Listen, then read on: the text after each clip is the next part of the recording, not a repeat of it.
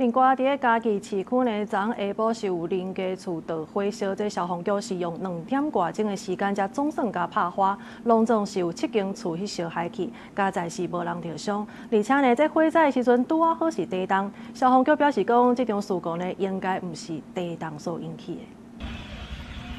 消防人员爬起伫厝顶拍火，要来赶紧控制火势。嘉义市中山路甲民族路口，20时下晡5点外发生火灾。因为遐个厝大部分拢是柴起的，外口阁包铁厝，所以火势一开始就延烧3间店面。消防局是出动3个分队赶到现场来拍火，嘛赶紧疏散厝内的民众。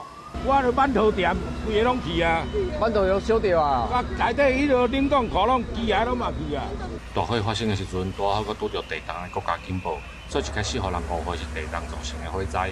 消防局指出，接到火灾报案的时间是5点38分，比地动阁较早。这届计共出动15台车，47个人拍火，一直到6点半左右才控制火势。